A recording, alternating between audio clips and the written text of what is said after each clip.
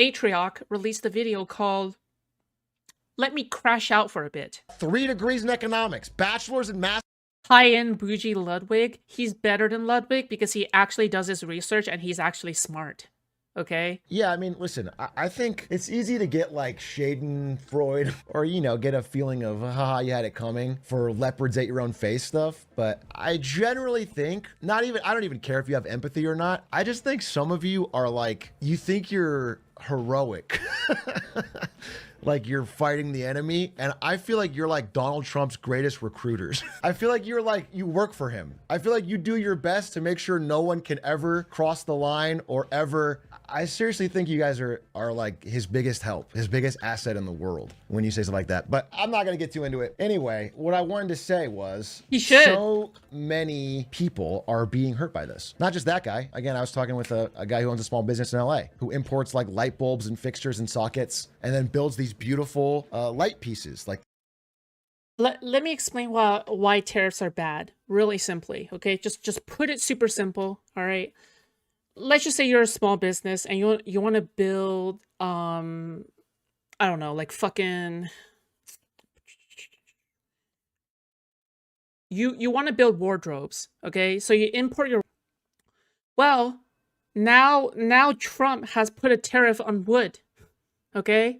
So what happens is that you, the small business owner, has to pay like at least 10% more for all of this wood in order to build this table. And if you get a lot of that from like other, especially countries where the tariff rates aren't just 10%, they're like way higher than 10%, it's fucking Jover, okay? Especially China, all right? One of the greatest strengths of the US is its ability to turn really cheap raw materials into something that is the finished product or refined products or just like generally way better, way more, just way more expensive, all right? And then the US would export that as a premium product back into the ether, back into the world, okay? So any other country that is buying luxurious premium products from the US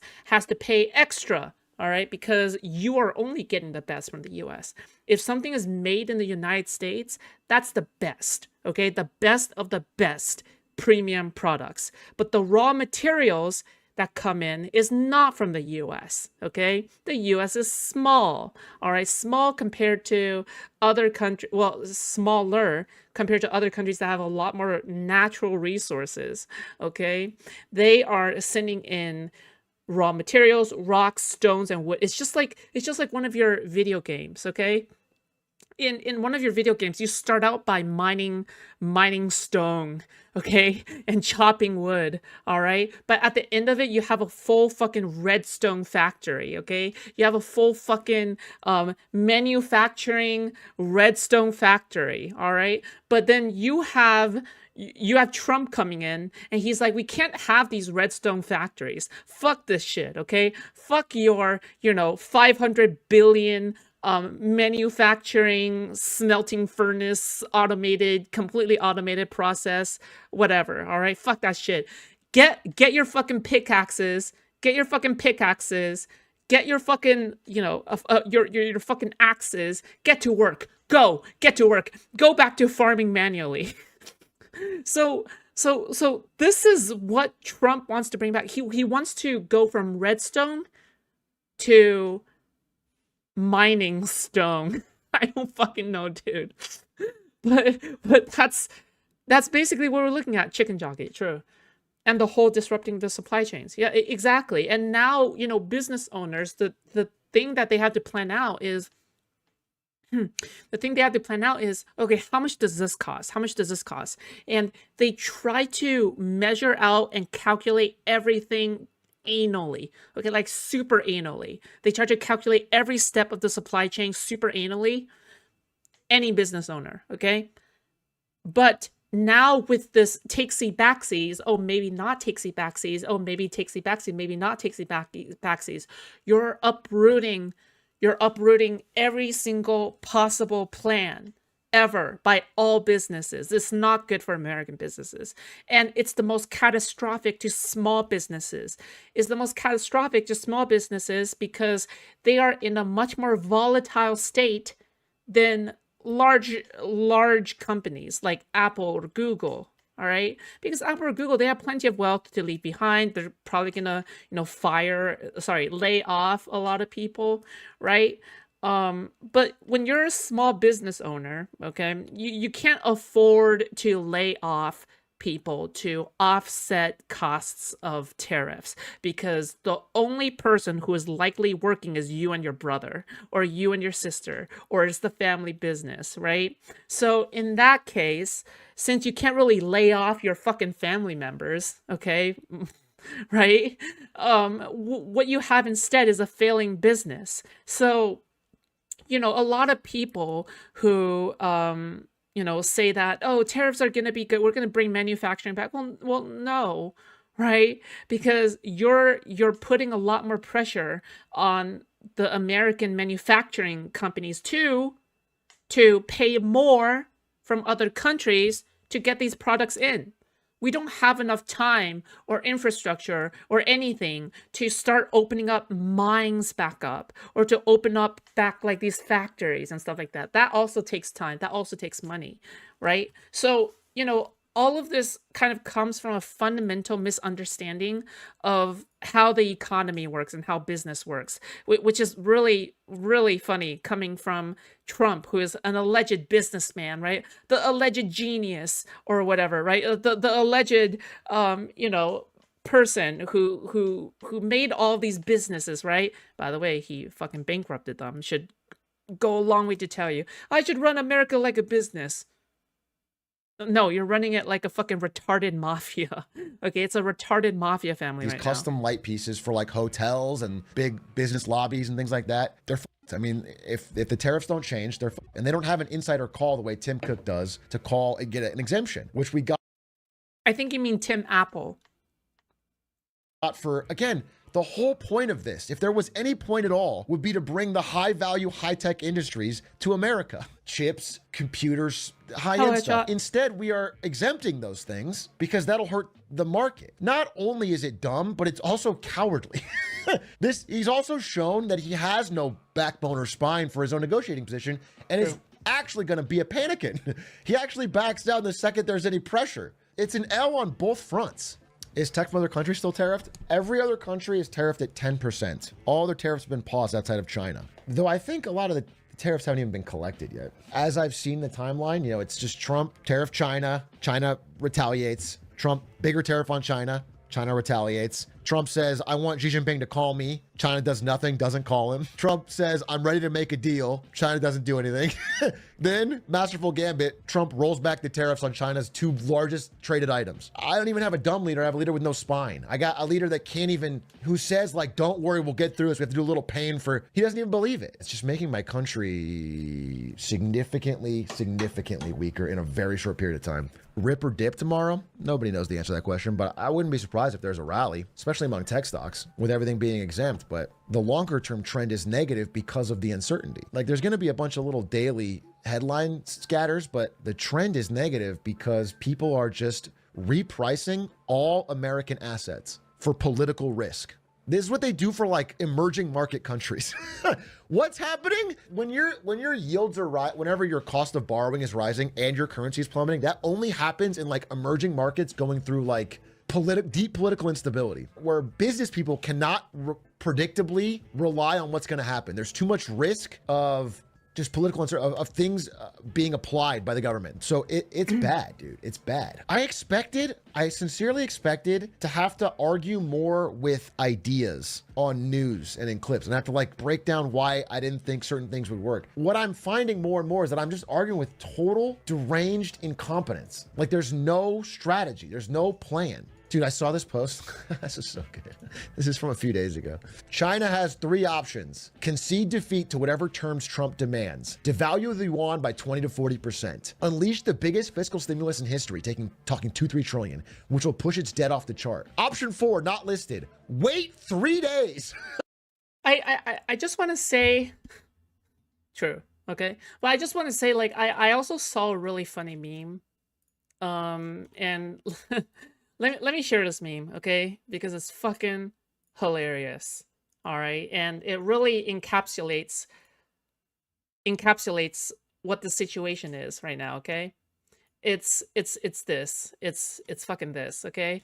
So Trump says all in, Xi Jinping says call. Now I'm not like a perfect understander of poker, even though I play Balatro, okay? Because yeah, so Xi Jinping says call, and then Trump is like, it's fucking over. And then Trump says I fold. He has no spine. Like he actually has no spine. Bro, you quit before the game even begins. You quit before the game even begins. You quit before the game even started. The cards aren't even being dealt here. All right? Like the like in this analogy, there's no cards being dealt here. There's not even any cards.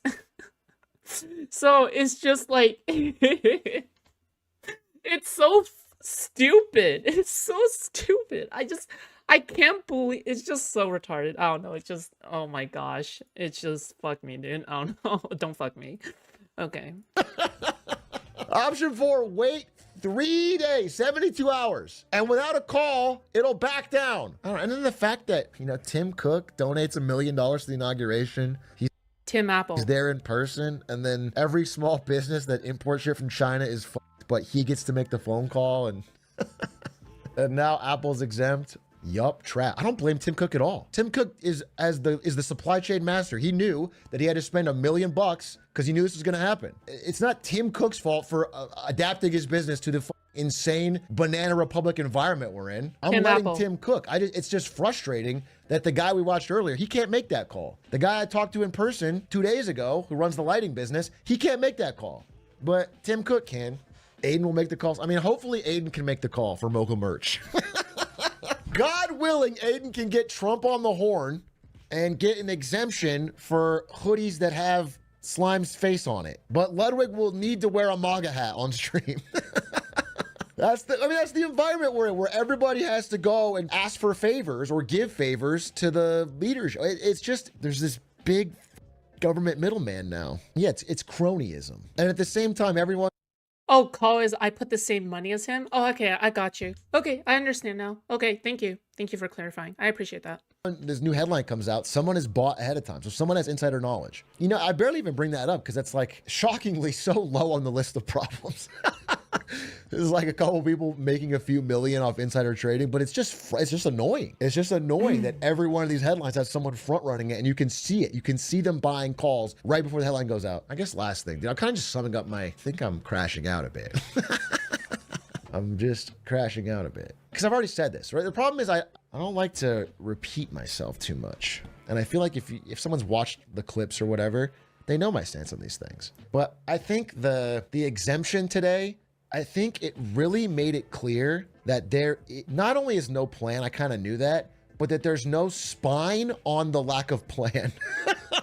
Which is not just clear to me. It is clear to every world leader now. That anything he acts tough on, they know that if there's a financial or marketplace backlash, he will not be able to hold his ground. It adds a lot of uncertainty and risk into a market that I have already, for months, felt was recessionary. That we've already had spending slowdowns. We've already had fewer and fewer good job opportunities. Is that a crossbow? More and more like gig work, more and more. I've been saying this for a while, but specifically since the Slowly All at Once video. And so to go into that powder keg, I already thought it would be like, this is unstable. But these type of actions make it so it can go dramatically wrong. And it can go so much, things can break. Like we can have real deep structural cracks in the financial system with this level of uncertainty. It's just a big repricing that has to go on. At the same time, dude, one of the things that's very near and dear to me that I talk about so much is the unsustainability of our debt. And it is, again, frustrating to have an administration that talked so much about balancing it do the exact opposite. It is only getting worse. And this is not the environment we want to be in when we're going to have to print to bail out a broken system. Again, the Federal Reserve just said 2 days ago that they're ready and willing to do all means necessary to backstop the system or whatever. They were trying to calm markets, but it just made markets more scared. Because if the Federal Reserve is saying that, that means we're almost at an oh shit moment. We're almost at a moment where we have to print money to buy our own debt. And when you're doing that, when you're in like that late Japan phase. Yep, you are. Let me guess. I'm very smart, okay? I'm a fucking economist, okay? I'm an economic expert. Ready? When you print money to pay your own debt, you are raising the inflation rates. Go. And we're already at 120% debt to GDP, running 2.6 trillion run rate deficits. It's just not possible. It's going to destroy the currency. I mean, it's just the dollar will start getting dramatically worse quickly, and it's already getting worse, dude. Anyway, I need to have more to say than. Okay, he basically said inflation. Okay, he basically says destructive inflation. Okay, that's basically what he said. All right, listen, you don't have to say all that. Just say inflation. Just say inflation. All right, it's okay. Just say inflation. This sucks. Right now, it's also new that I'm just telling you it sucks. If you're American, it sucks. If you're not American, it probably sucks for you. If you live in the West, it probably sucks for you. It's gonna cause economic pain that's gonna ripple outside of America. Maybe if you're paid in Swiss franc, you're kind of like, this is cool. I'm doing my best to really sound the alarm on this specifically. I really think this is the one thing that is very convenient for everyone to ignore and will lead to pain. And I want to try and look for a candidate or a solution who really takes this seriously, not just says it, but really takes it seriously. Because this is, if you look at history, this always ends in disaster. Always. Real pain for regular people. That's where I'm at. So I'll be keeping my eye open. I really am. I'm watching and trying to find who I feel really comfortable throwing my support behind. It's really easy. Just stop voting for Trump. Because once the third elections come, just make sure Trump is out of office. Okay. When Trump runs for a third time, okay. When Trump runs for a fourth time, all right, for his third term, just don't vote him.